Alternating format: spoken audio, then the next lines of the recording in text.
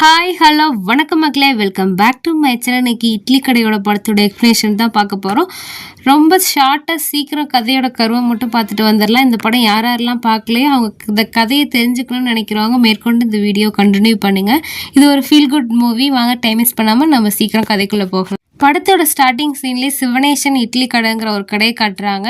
அதே மாதிரி அந்த சிவனேசன் யாருங்கிறதையும் காட்டுறாங்க. இவர் தாங்க நம்ம ஹீரோட அப்பா. நான் அவரை சிவனேசன்னே சொல்லிக்கிறேன். இவர் காலைல 3 மணிக்கே எழுந்திரிச்சு குளிச்சுட்டு சாமியை கும்பிட்டுட்டு நேராக கடைக்கு வந்துடுவார். கடைக்கு வரவருக்கு துணையாக அவரோட பையனுமே குட்டி வயசில் இருக்க நம்ம ஹீரோவுமே கூட வந்துடுவார்.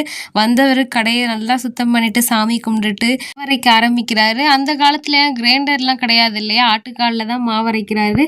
சட்னி கொண்ட ஒரு ஒய்ஃபு அம்மிக்கல்ல தான் அரைப்பாங்க. அதனாலேயே அந்த கடையில் இருக்க இட்லிக்கும் சட்னிக்கும் சாம்பாருக்கும் தனி டேஸ்ட்டு. இந்த டேஸ்ட்டுக்காகவே ஊர் மக்கள் எல்லாரும் முக்கால்வாசி பேர் இந்த கடையில் தான் சாப்பிடுவாங்க. கூட்டம் அலமோதும். அப்படியே நாட்கள் கொஞ்சம் கொஞ்சமாக ஓடிக்கிட்டே இருக்குது. நம்ம ஹீரோவும் வளர்ந்து பெரிய பையனாகவே ஆகிட்டான். இப்போ காலேஜ்லாம் படிக்கவும் இப்போ வர டெக்னாலஜி எல்லாமே ஹீரோவுக்கு தெரியுது.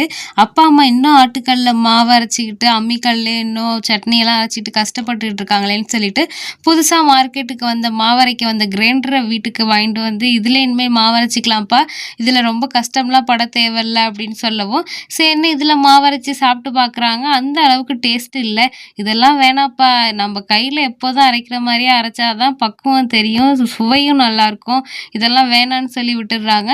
ஹீரோக்கு இருந்தாலும் கோவம், இன்னும் இதுலேயே அரைச்சிக்கிட்டே இருந்தால் நம்ம எப்போதாப்பா மேலே வளர முடியும், நம்ம அடுத்து எப்படி பெரிய வீடு கட்டுறது கார் வாங்குறது அப்படின்னு சொல்லி கேட்கும்போது நமக்கு இருக்கிறதே போதும்ப்பா, இருக்க வரைக்கும் இந்த இட்லி கடையை வச்சு நடத்திட்டு இருப்போம், அதில் தரமான சாப்பாடை கொடுப்போம், மக்கள் அதில் வயிறார சாப்பிட்டாலே போதும்னு சொல்லும்போது இல்லைப்பா நம்ம இன்னும் நிறைய கடைகள் ஆரம்பிக்கலான்னு சொல்லிட்டு ஹீரோவும் அப்பா இட்லி கடை வச்சிருக்கனால அதில் இவருக்கு ஒரு இன்ட்ரெஸ்ட், அதனால கேட்டரிங்கே எடுத்து படிக்கிறாரு. இன்னும் நிறைய இடத்துல சிவனாண்டிங்கிற பேர்லேயே நிறையா ஹோட்டல் இந்த டிஸ்ட்ரிக்ட் ஃபுல்லாக ஒவ்வொரு டிஸ்ட்ரிக்ட்லேயும் ஒரு கடை தொடங்கலாம் அப்பான்னு கேட்கும்போது என்னப்பா இப்படி எல்லா ஊர்லேயும் ஒரு ஹோட்டல் வச்சா நான் எல்லா இடத்துலையும் வந்து சமைக்க முடியாதுல்லப்பான்னு கேட்கும்போது அப்பா நீங்கள் ஏன் எல்லா இடத்துக்கும் வரணும், பேர் மட்டும்தான்ப்பா உங்கள் பேர், சமைக்கலாம் நம்ம கேட்ரிங் படித்த ஆளுங்களே போட்டுக்கலாம், நல்லா செஃப்பாக போட்டு சமைக்க வச்சுக்கலாங்கும்போது எல்லாரும் சமைக்கிறது நான் சமைக்கிற மாதிரி ஆயிராது இல்லைப்பா, இங்கே நம்ம ஊர் கடையில் சாப்பிட்டவங்க இப்போ வெளியூர் போகிறாங்கன்னு நான் இதே டேஸ்ட்டாக இருக்குன்னு சொல்லிட்டு அங்கே வந்து சாப்பிட்டா அவங்களுக்கு ஏமாத்தம் தானே ஆகும், அதனால வேணாம் அப்படின்னு சொல்லிடுறாரு. அப்படியே நாட்கள் ஓடுது. இப்போ ஹீரோ மும்பையில் இருக்க ஒரு பெரிய 5 ஸ்டார் ஹோட்டலில் இவர் சீஃப் செஃப்பாக வேலை பார்த்துட்டு இருக்காரு. இந்த ஹோட்டல் மும்பையிலே இருக்க ஒரு டாப் 10 பணக்காரங்களோட ஹோட்டல் தான். அந்த பணக்காரருக்கு ஒரு பையன் ஒரு பொண்ணு. அந்த பணக்காரரோட பொண்ணு நம்ம ஹீரோவை லவ் பண்ணுவாங்க. இவங்க 2 பேருக்கும் கல்யாணம் கூட ஃபிக்ஸ் பண்ணியிருப்பாங்க. இப்போ ஹீரோ இதெல்லாம் நடந்தும் நல்ல சம்பளம் வாங்குறாரு, ஒரு பெரிய பணக்கார பொண்ணை கல்யாணம் பண்ணிக்க போறாரு. இருந்தால் ஒரு முகத்தில் ஒரு சந்தோஷமே இல்லை, ரொம்ப டல்லாகவே தான் இருக்காரு.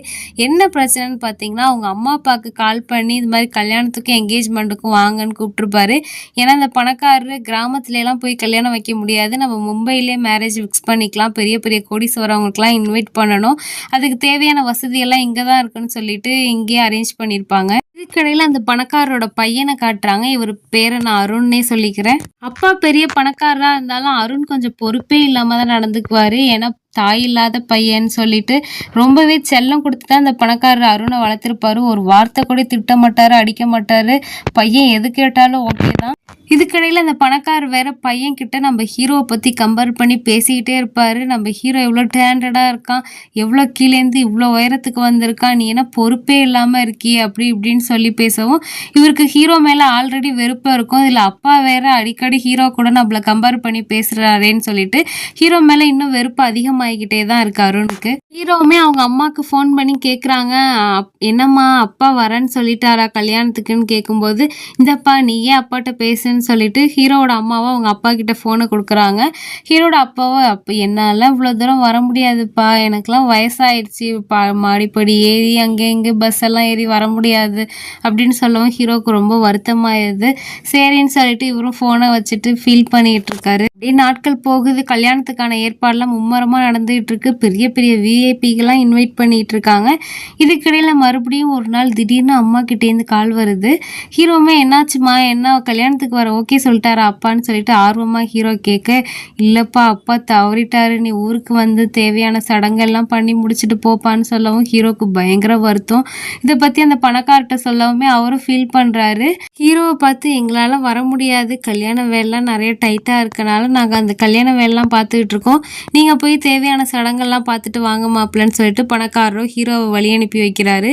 ஹீரோவுமே ஊருக்கு போகிறாரு. ஹீரோ கல்யாணம் பண்ணிக்கிறதா இருக்காரு பார்த்தீங்களா, அந்த பொண்ணு ஹீரோ ஊருக்கு போனவரும் அங்கேயே இருந்துட போகிறாரு, இல்லை கல்யாணத்துக்கு லேட்டாக்குது வந்துட போகிறான்னு சொல்லிட்டு அவர் காரியம் முடிஞ்ச கையோடு அழைச்சிட்டு வரதுக்காக கூட ஹீரோ கூட ஒரு பிஏவையும் அனுப்பி வைக்கிறாங்க. ஆனால் ஹீரோக்கு இது தெரியாது. ஹீரோ கிட்ட இந்த மாதிரி உங்களுக்கு ஹெல்ப்புக்காக நான் ஒரு பிஏவையும் உங்கள் கூட அனுப்பி வைக்கிறேன், நீங்கள் நல்லபடியாக எல்லாத்தையும் முடிச்சுட்டு வாங்கன்னு சொல்லி அனுப்பி வைக்கிறாங்க. அங்கே போன ஹீரோவை பயங்கரமாக ஃபீல் பண்ணி அழுகுறாரு. எல்லா சாஸ்திர சம்பிரதாயத்தையும் முடிச்சுட்டு இவர் ரொம்ப வருத்தத்தோடு இருக்கார். அப்போதாங்க அதே ஊரில் இருக்க ஹீரோயினை இவர் பார்க்குறாரு. ஹீரோயினும் இவங்களாம் ஒன்றா தான் ஸ்கூல் 9th வரைக்கும் படிச்சிருப்பாங்க. அப்போ கூட இவங்க சின்ன வயசில் பாய் ஃப்ரெண்ட் கேர்ள் ஃப்ரெண்டாலாம் இருந்திருப்பாங்க. இப்போ ஹீரோ தான் வெளியூர் போய் செட்டில் ஆகிட்டார் இல்லையா, சொந்த ஊருக்கே வரதில்லை, ரொம்ப வருஷம் கழிச்சு வந்திருக்காரு. ஹீரோவோட அம்மா அப்பாவுக்கு ஹெல்ப்பாக இருந்தது நம்ம ஹீரோயின், அவங்களுமே தேம்பி அழுதுகிட்டு இருக்காங்க. அதுக்கப்புறம் சாஸ்திர சம்பிரதாயம்லாம் முடிச்சு அடக்கம்லாம் பண்ணிடுறாங்க. இந்த மேனேஜரும் நான் போய் எங்கள் பக்கத்தில் தாப்பா என் சொந்த ஊர் இருக்குது, நானும் என் வீட்டுக்கு போயிட்டு வந்துடுறேன்னு சொல்லிட்டு ஹீரோ கிட்ட சொல்லிட்டு மேனேஜராக அவங்க வீட்டுக்கு போகிறாரு. பார்த்தா மேனேஜர் ரொம்ப நாள் கழிச்சு வீட்டுக்கு வந்தார் இல்லையா, மேனேஜரோட அம்மாவுக்கு தன்னோட பையனோட முகமே மறந்து போயிடுது. பிள்ளைங்களுமே ரொம்ப வருத்தப்படுறாங்க, ஏன்பா அடிக்கடி வரமாட்டீங்கன்னு சொல்லிட்டு. மேனேஜருக்கும் அழுகையாக தாங்க முடியல, இப்படி சொந்த ஊரை விட்டுட்டு குடும்பத்தை விட்டுட்டு இப்படி வெளியூரில் போய் இருந்து கஷ்டப்பட்டுட்டு இருக்கோமேன்னு நினச்சி அவருமே வருத்தப்படுறாரு. இங்கே ஒரு பக்கம் அவங்க அப்பா தான் இறந்துட்டார் இல்லையா, அடுத்த நாள் அம்மாவும் ரொம்ப வருத்தத்திலே இருக்காங்க. அந்த நேரத்தில் கரெக்டாக அவங்க வீட்டில் இருக்க ஒரு மாடு கண்ணு போடுதா, சரி அப்பா தான் மறுபடியும் பிறந்திருக்காரு போலன்னு சொல்லிட்டு அந்த கண்ணுக்குட்டிக்கு சிவனேசன்னே பேர் வைக்கிறாங்க. நைட்டு தூங்கும்போது விடிய காலைல 3 மணிக்கு அவங்க அம்மா ஏந்திரிப்பா கடைக்கு போகணும் அப்படின்னு சொல்லி கூப்பிடுறாங்க. அப்பா முன்னாடியே கடைக்கு போயிட்டாரு, வா நம்ம பின்னாடியே போய் ஹெல்ப் பண்ணுவோன்னு சொல்லும்போது அப்போ தாங்க ஹீரோ சொல்கிறாரு, அம்மா என்னம்மா அப்பா தான் இறந்துட்டாராமேன்னு சொல்லும்போது இவங்களுக்கு அப்போ தான் ஞாபகம் வருது, பழக்க தோசத்தில் 3 மணிக்கு ஏந்திரிச்சிருப்பாங்க. சரி ஏந்திரிச்சிட்டோம், வாப்பா போய் கடைக்கு போய் திறந்து பார்த்துட்டு வந்துடலான்னு சொல்லிட்டு கடையை திறந்து பார்க்குறாங்க.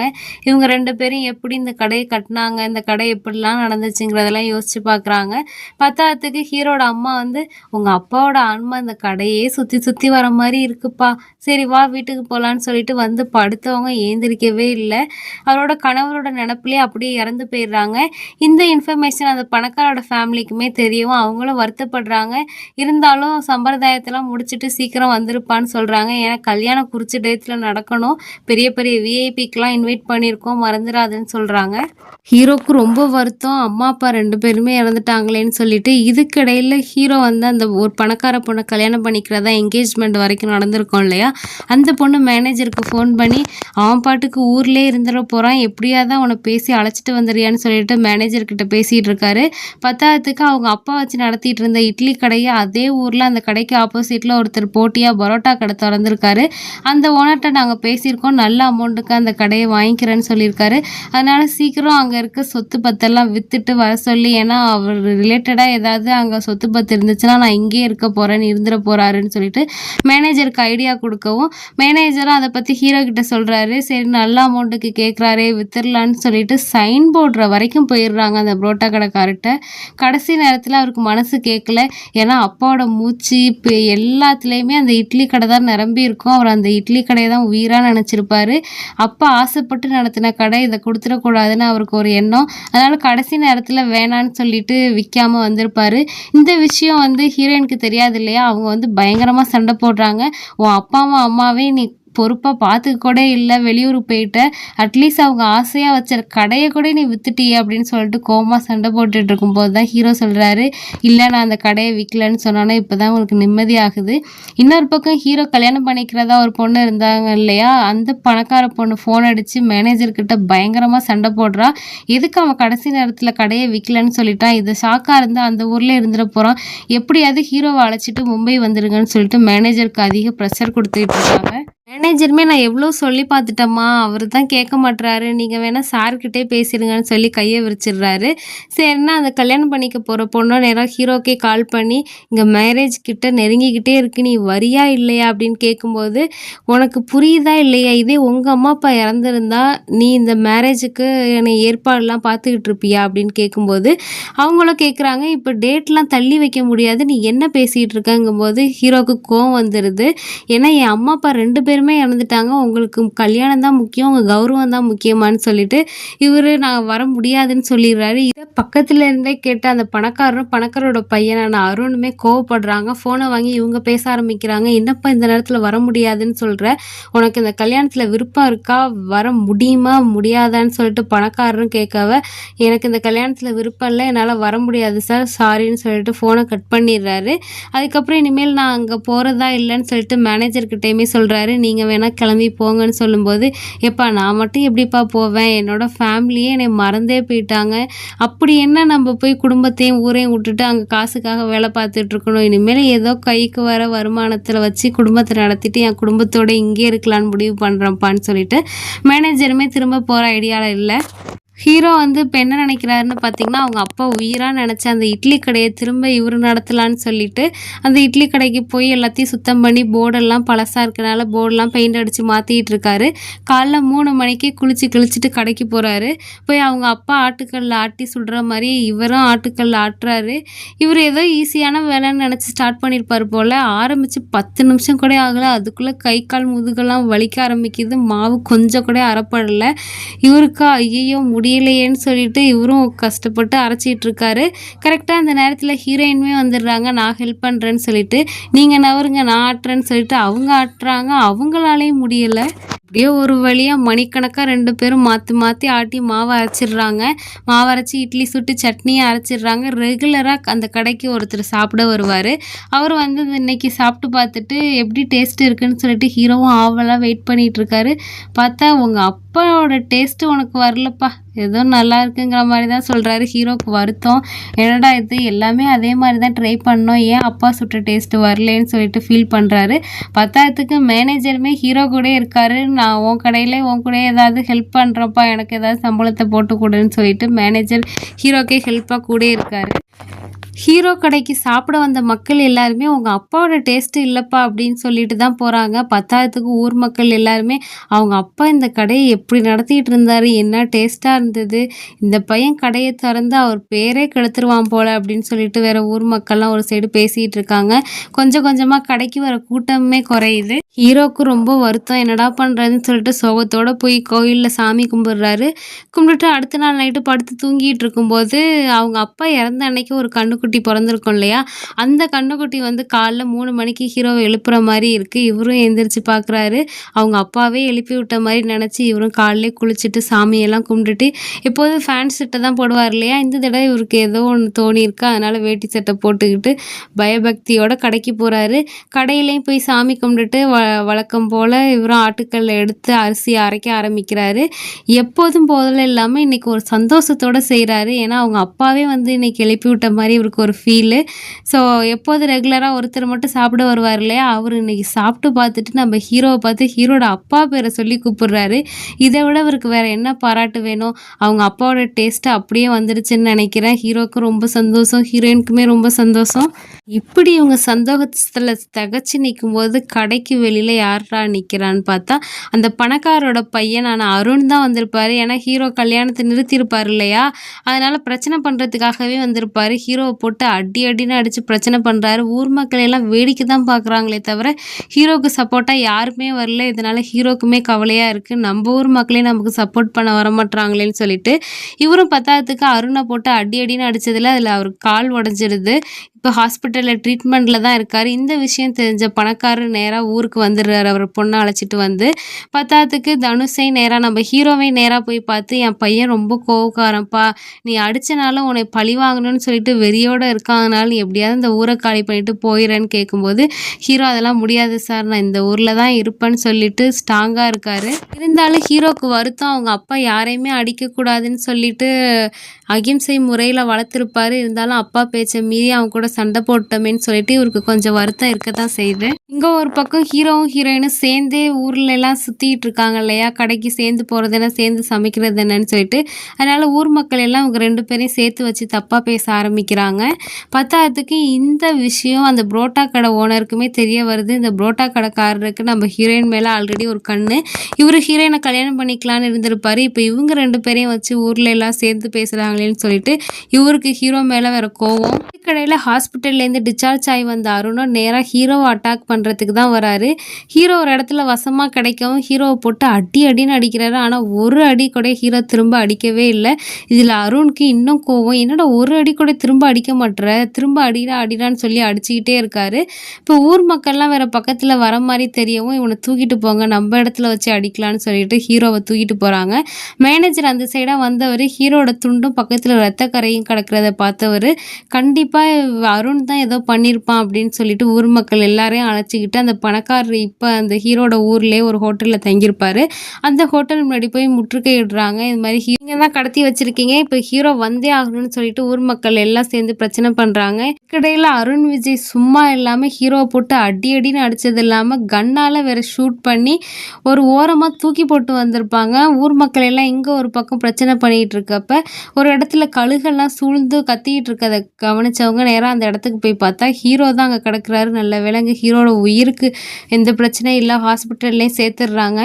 இப்போ போலீஸ் கேஸ் ஆயிருக்கு. ஹீரோட பாடியில் புல்லட்லாம் இருக்கனால டாக்டர் சைட்லேருந்து இது ஒரு போலீஸ் கேஸாக கம்ப்ளைண்ட் பண்ணிடுறாங்க. இப்போ போலீஸும் நேராக இப்போ ஹாஸ்பிட்டலில் தான் இருக்காங்க. ஏன்னா ஹீரோ முழிச்சதுக்கப்புறம் அவர்கிட்ட வாக்குமூலம் வாங்குறதுக்காக. ஹீரோ கண்ணு முழிச்சதுக்கப்புறம் அந்த பணக்காரோட பையன் தான் தன்னை சுட்டான்னு வாக்குமூலம் கொடுத்துட்டா போதும், அந்த குடும்பத்தால் ஊருக்கே திரும்ப போக முடியாது, அடுத்து ஜெயிலில் தான் கிடக்கணும். கண்ணு முழிச்ச ஹீரோ கிட்ட போலீஸ் எல்லாம் வாக்குமூலம் வாங்குறாங்க. ஹீரோ வந்து என்னை யாரும் சுடலை, என்னை யாரும் அடிக்கலன்னு சொல்லிட்டு இவர் சொல்கிறாரு. அதனால இது கேஸாக நிற்க போகிறதில்ல, அந்த பணக்கார குடும்பம் தப்பிச்சிருச்சு. இருந்தாலும் இதை கேட்ட அருணுக்கு இன்னும் கோவம் அதிகமாக தான் ஆகுது. அவன் என்ன நம்மளை காப்பாற்ற பார்க்குறானா, நமக்கு என்ன அவன் பிச்சை போடுறானான்னு சொல்லிட்டு ஹீரோ மேலே இன்னும் கோவம் அதிகமாகிக்கிட்டே தான் இருக்குது. அதனால அதே ஊரில் இருக்க ஒரு போலீஸ் ஆஃபீஸரை கூப்பிட்டு இந்த மாதிரி ஹீரோவோட கடையை எப்படியாவது அடித்து நொறுக்கணும், ஒன்றும் இல்லாமல் ஆக்கணும், அவன் வச்சிருக்க கடைக்கு பேப்பர்ஸ்லாம் ஒழுங்காக இருக்காது, அது என்னன்னு விசாரித்து சொல்லுங்கன்னு சொல்லிட்டு இந்த போலீஸ் ஆஃபீஸருக்கு காசு கொடுத்து எப்படியாவது ஹீரோ கடையை ஒன்றும் இல்லாமல் ஆக்கணும்னு சொல்லிட்டு இவரை பிடிக்கிறாங்க. இந்த போலீஸ் ஆஃபீஸரும் அவங்கக்கிட்டேருந்து பணத்தை வாங்கிட்டு அவங்கக்கிட்டேருந்து வாங்கின பணத்தில் ஹீரோவோட கடைக்கான பேப்பரெல்லாம் ரெடி பண்ணி அந்த கடைக்கான பேப்பர்ஸ் எல்லாம் கரெக்டாக இருக்குது சார்னு சொல்கிறாரு. கூட இருந்த போலீஸ் ஆஃபீஸரும் என்ன சார் இவ்வளோ நாள் இவங்களுக்கு தான் ஹெல்ப் பண்ணிகிட்டு இருந்தீங்க, இப்போ என்னன்னா அவங்கள்ட்டேருந்து பணத்தை வாங்கி ஹீரோட கடைக்கு பேப்பர்ஸ்லாம் ரெடி பண்ணி ஹெல்ப் பண்ணுறீங்கன்னு கேட்கும்போது, இல்லையா அது ஏன் ஊரில் இருந்த இட்லி கடை, அந்த இட்லி கடையில் சாப்பிட்டு தான் நான்லாம் படிக்கவே போனேன், ஸ்கூல் பசங்களுக்குலாம் அவங்க அப்பா காலை சாப்பாடு ஃப்ரீயாகவே தருவாரியா, அப்படி வளர்ந்தவன் தான் நான், இவங்க கூட ஏன் ஒன்று சேர்ந்தேன்னா இது மாதிரி பெரிய இடத்தோட ஹெல்ப் பண்ணால் ஒரு ப்ரொமோஷன்னு சொல்லிட்டு பெரிய போஸ்ட்டுக்கு போகலான்னு தான் ஹெல்ப் பண்ணேன் அப்படின்னு சொல்லி இவரும் சொல்கிறாரு. அருணுக்கும் பயங்கர கோவம், எப்படியாவது இவன் கடையை ஒடிச்சு நொறுக்கி ஒன்றும் இல்லாமல் ஆக்கணும், இவன் இந்த கடைக்காக தானே இவ்வளோ பிரச்சனையும் பண்ணான்னு சொல்லிட்டு இங்கே அருணுக்கு கோவம் ஏறிக்கிட்டே இருக்குது. இதுக்கடையில் ஊர் மக்கள் எல்லாம் ஹீரோவும் ஹீரோயினையும் சேர்த்து வச்சு பேசிக்கிட்டு இருக்காங்க இல்லையா, இதனால் ஹீரோயினோட அம்மாவும் இனிமேல் நீ இந்த வீட்டு பக்கமே வரக்கூடாது, ஊர் மக்கள் எல்லாம் கேவலமாக பேசுகிறாங்கன்னு சொல்லி ஹீரோயினை இழுத்துட்டு போகிறாங்க. அப்போ தாங்க ஹீரோ சொல்கிறாரு, அவங்க பேசுகிறது ஒன்றும் தப்பு இல்லையே, கரெக்டாக தானே பேசுகிறாங்க, நானே கல்யாணம் பண்ணிக்கிறேன்னு சொல்லிட்டு இவங்க பர்மிஷன் கேட்க ஹீரோனோட அம்மாவுக்கு இதுக்கு மேலே என்ன வேணும் ஓகே சொல்லிடுறாங்க. அடுத்து இவங்களுக்கான கல்யாண ஏற்பாடு தான் நடந்துகிட்டு இருக்கு. இடையில அந்த பணக்காரோட பையன் இருக்கார் இல்லையா அருண், அவங்க அப்பாவை பார்த்துட்டு அப்பா நம்ம ஊர்லேருந்து கிளம்பிடலாம் அப்படின்னு சொல்லும்போது இவருக்கு ரொம்ப சந்தோஷம். இதை தாப்பா நானும் எதிர்பார்த்தேன், எந்த பிரச்சனையும் வேணாம் நம்ம கிளம்பி போயிடலாம் அப்படின்னு சொல்லும்போது, சரிப்பா நீங்கள் டிக்கெட்டை போடுங்க நம்ம கிளம்பி போயிடலான்னு சொல்கிறாரு. இவர் எந்த உள்நோக்கத்தோட சொல்கிறாருன்னு சொல்லிட்டு அவங்க அப்பாவுக்கு புரியலை. இன்னொரு பக்கம் ஹீரோக்கும் ஹீரோயினுக்கான கல்யாண ஏற்பாடுலாம் நடந்துகிட்டு இருக்கு இல்லையா, இந்த இதை பார்த்த புரோட்டா கடைக்காரருக்கு பயங்கர கோவம், நம்ம கல்யாணம் பண்ணி நினச்சி போனால் இவன் தள்ளிட்டு போகிறானேன்னு சொல்லிட்டு கோவத்தோட ஹீரோவை அடிக்கிறதுக்காக ஹீரோ வீட்டுக்கு வராரு. கரெக்டாக ஹீரோ அந்த நேரத்தில் தூங்கிட்டு இருந்தவர் எப்படியோ சுதாரித்து எழுந்திரிச்சு இந்த புரோட்டா கடைக்காரரோட சண்டை போடுறாரு. சண்டை போட்டவருக்கு பயங்கர கோவம், உனக்கு என்னதான் பிரச்சனை, என் வீட்டில் நான் வந்து நிம்மதியாக வாழலான்னு பார்த்தா ஊர்க்காரங்க காரனான நீயும் அடிக்கிற, வெளியூர்லேருந்து வந்த எவனோ அவனும் பிரச்சனை பண்ணுறான், அவங்களுக்குலாம் என்ன தான் வேணும்னு சொல்லிட்டு ஹீரோவும் ரொம்ப விரக்தியாக பேசிக்கிட்டு இருக்கும்போது தாங்க மேனேஜர் ஓடி வந்து ஒரு விஷயத்த சொல்கிறாரு. அந்த பணக்காரரோட பையனான அருண் உன் கடையை இட்லி கடையை கொளுத்தி விட்டுட்டாப்பான்னு சொல்லவும் ஹீரோவுக்கு எப்படி இருக்கும். வேகமாக ஓடி வந்து பார்க்குறாரு. கடையே கொழுந்து விட்டு எரியுது. ஊர் மக்கள்லாம் அணைக்க ட்ரை பண்ணுறாங்க. இருந்தாலும் அது கீத்தில் போட்ட கொட்டாய்ங்கிறனால சீக்கிரமாகவே எரிஞ்சிருது. ரொம்ப வருத்தம் இவருக்கு. ஹீரோவோட இட்லி கடையை கொளுத்தி விட்ட விஷயம் ஹீரோக்கு ஆல்ரெடி நிச்சயம் பண்ணியிருந்தாங்க இல்லையா, அந்த பணக்காரோட பொண்ணுக்கு இப்போதான் தெரிய வருது. இதை கேட்டவங்களுக்கு பயங்கர கோவம். அண்ணன்கிட்டே போய் சண்டை போடுறாங்க. நீ இவ்வளோ மோசமானவனா இருப்பேன்னு இப்போதான் எனக்கு தெரியுதுன்னு சொல்லிட்டு இவங்க 2 பேருக்குள்ள சண்டை நடக்கும்போது சண்டை பெருசாகிக்கிட்டே இருக்கு. இதை பார்த்து அந்த பணக்கார அப்பாவோ கோவத்தில் பையனை பளிர்னு அரைஞ்சிடுறாரு. இது வரைக்கும் பையன்கிட்ட ஒரு வார்த்தை கூட கோவமாக பேசாத மனுஷன் இந்த தடவை அடித்த உடனே அப்படியே பையன் அப்படியே அமைதியாகிடுறாரு. உன்னை தப்பு பண்ணிட்டேன்டா, சின்ன வயசுலேருந்தே உன்னை அடித்து வளர்த்துருக்கணும் அப்படின்னு சொல்லி கோவமாக பையனை திட்டவும் பையனுக்குமே நம்ம பண்ணுறது தப்புங்கிறது உணர்றாரு. இன்னொரு பக்கம் ஹீரோயினுக்கு பயங்கர கோவம்.